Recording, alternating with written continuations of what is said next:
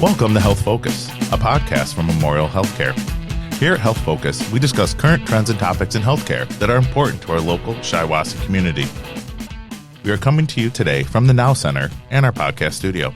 I will be your host, Dr. Gregory Flermoen, a general surgeon here at Memorial. With me here today is Nick Decker, a medical laboratory specialist who runs and directs the lab here at Memorial Healthcare. Today, we will be discussing the lab here at Memorial and how it serves our community. Nick, thank you for joining us today. Why don't we start off with telling our audience a little bit about yourself? Sure. So I've been in the lab industry for a little over 10 years now. I am a bachelor's degree medical technologist by trade.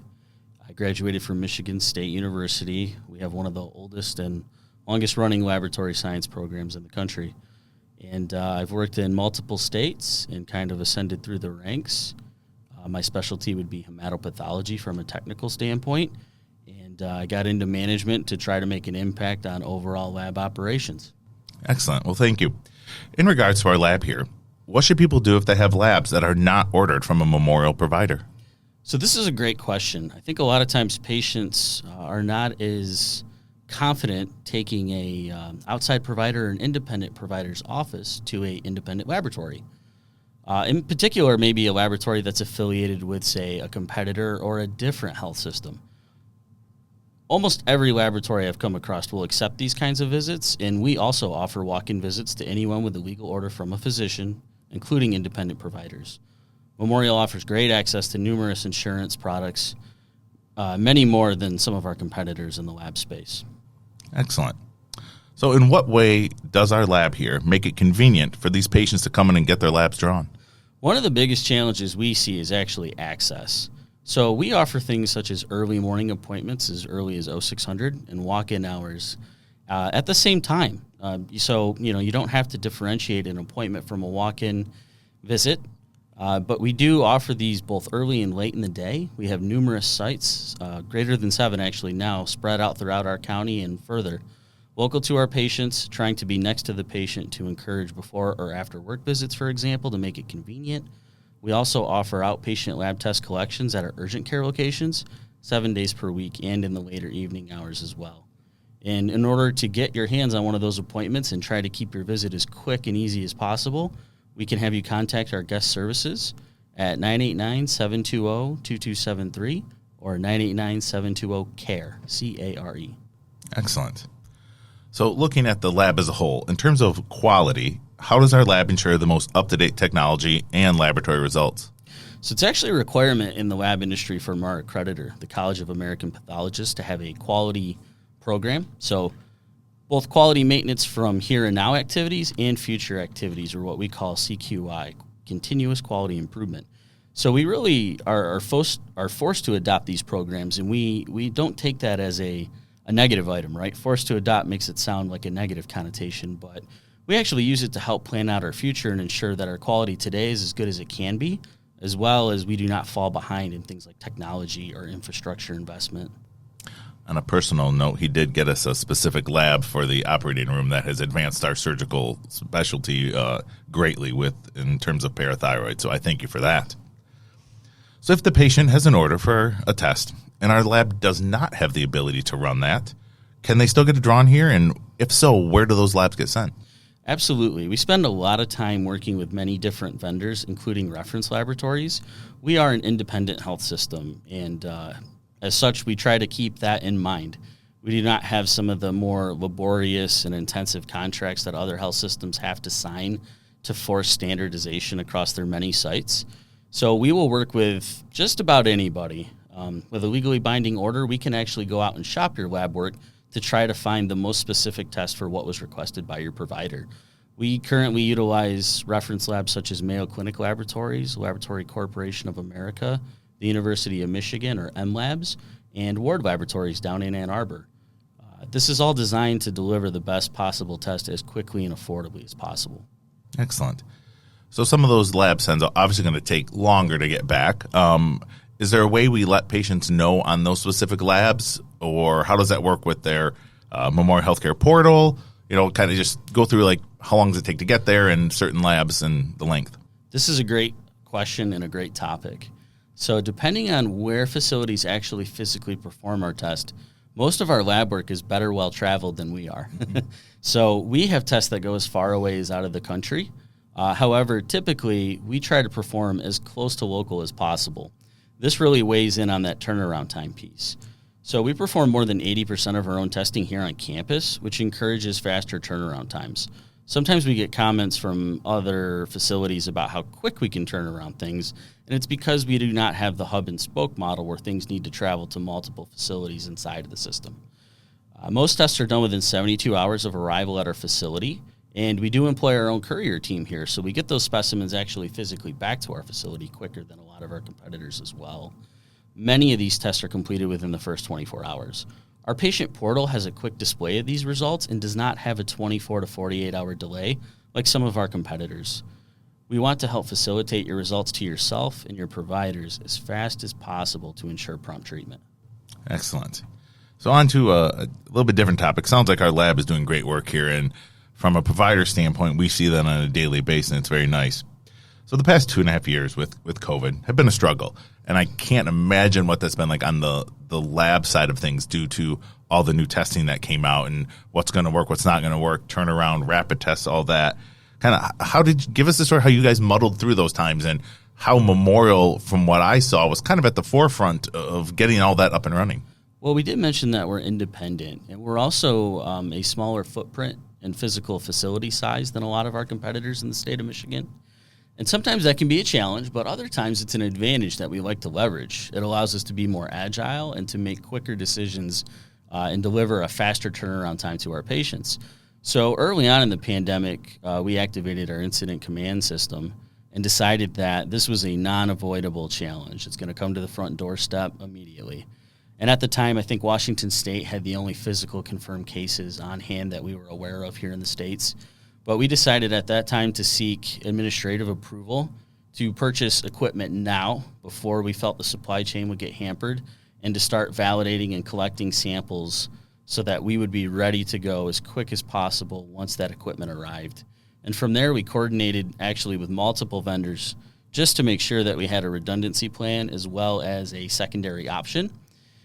Even we couldn't forecast how challenging supply chain would be, including logistics, but it did allow us to get up and operational within about 15 days. And the lab industry actually took note of this as well.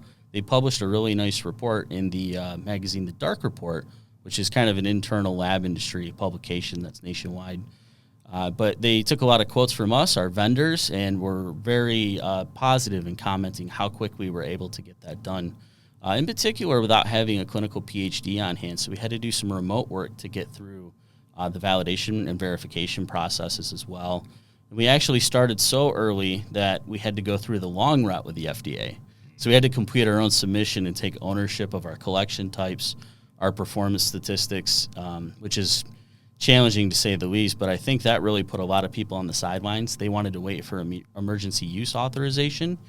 And we decided to push forward, and we had really strong executive support and clinician support. And so we appreciate that support, and with those blessings, we're able to move a lot quicker than many other organizations and laboratories. Excellent. So when it comes to those COVID tests, people hear a lot about, you have the over-counter COVID tests, you have the rapid ones, you have the, different assays. Can you give us the kindergarten version of kind of how to explain that to the community so that they can kind of wrap their heads around what they should be doing, what they shouldn't be doing, what's best for them?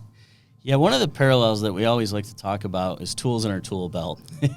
And so, there's 1,500 hammers out there, 50 on your local hardware store shelf. But we always want to pick the best tool to do the right job. And so all those tests that you mentioned previously have a place in our health system and in healthcare in general. And they wouldn't be around if they did not. So I appreciate folks like the FDA and the CDC weighing in and trying to help facilitate the best test and then doing their job and revoking rights to tests that do not perform at a certain tier and threshold. So usually the first three questions we have is, let's qualify our patient for the test. Is speed the most important thing? Is the highest level of confidence and accuracy the most important thing? And that really allows us to drive you to the right test. Number two is, are there any special considerations? Are there things such as travel requirements or employer requirements that dictate to us which test to offer? And then, of course, third is frequency and cost. You can have the best test in the world, but if your patients can't afford to pay out of pocket for it, It's not a tool that you can put in your tool belt. And we try to qualify the patients as best we can and give good guidance, whether it's out on our website, in person, or educating our providers and our ancillary staff so that they can coordinate getting the patient to the right test. Excellent. What do you see in the future for our lab? Where are we heading? What new technologies down the road? What should the community expect as we move forward over the next couple of years? So sometimes things like the pandemic really push us forward unexpectedly. And that can be really positive, actually. So we've now got some very heavily invested new technologies inside of our molecular laboratory. And I think what you'll see from Memorial is more commitment to technology. So it was a good example of sometimes the need necessitates the move, but other times we have plans. One of the reasons we were actually capable of moving so quickly there is we had already evaluated a lot of that technology and were interested in purchasing this as funds allowed and permitted, of course. But we had kind of a push. Hey, now we have to go a little quicker. And so we had that back work done already, and we were ready to move quickly. But now that we have the technology, we want to get into more of the testing that we saw utilization cases for before this. This could be things like women's health. This could be things like sexually transmitted infections, other types of assays that are really challenging to do without high-quality molecular technology. I also think a big push for automation is going to take place here. We saw that no matter how good we are at our jobs, we get tired. Everyone gets tired and fatigued. The other part of that is, too, redundancy and less steps and less waste is a great advantage when you have supply chain or logistics issues. We do not have a massive footprint in the laboratory, so we cannot do just-in-time inventory with those long delays, in shipping and receiving. But also, too, we can't stockpile supplies, and we don't want to be hoarders. And that's a big industry change, I think, that's taking place right now, and Memorial is no different. We're adopting that change and also trying to facilitate less waste and keep the cost down for our patients. Excellent. As we wrap up here, anything else you think the community should know about the lab, or anything you want to get out there? I think one of the things that we try to get more at the forefront in terms of the laboratory itself is that we really do focus on our patients as unique individuals. And here at Memorial, we have mission statements that speak about providing customized care to our patients, personalized care. And in the laboratory, we're no different. So we've worked with a lot of special needs children and or adults to try to make that experience more comforting, because it can be challenging. And everybody knows what it looks like when it doesn't go well. But there are ways, techniques, and things that we can do to personalize your care. A lot of times we see patients return visit to us and or specific sites and or specific phlebotomists just because we can differentiate that level of service. And I think that's awesome. I really do. I've worked in facilities where I've never, over the course of years of getting my own lab work done, had the same phlebotomist. And we have the capability of providing that access to the community, but also building that relationship. Oftentimes we'll have people call to make that appointment with our guest services team, and they will request a particular phlebotomist, which I think is just great. That's that next level in service. And I think it really speaks to one of our goals and focuses, which is, really trying to provide not only just the highest quality, but the most convenient and personalized service to our patients. Excellent. So the grass isn't always greener on the other side of the fence. We're doing a pretty darn good job here. Well, we appreciate the kind words and the support of everybody. Yes. Nick does an excellent job here. I really don't know where we would have been over the past 2.5 years without him running all this. He was at the forefront of many things that happened behind and in front of the scenes here, so we really appreciate it. So, Nick, thank you very much for joining us today. Thanks, Dr. Flermoen. I truly appreciate your time. So this brings us to the end of this episode. Thank you for joining us here at Health Focus from Memorial Healthcare. If you've enjoyed our podcast, please write a review on whatever app you listen to your podcasts. Be sure to join us next week as we will cover another interesting topic for our community. Until then, this is Dr. Flermoen, the voice of Memorial.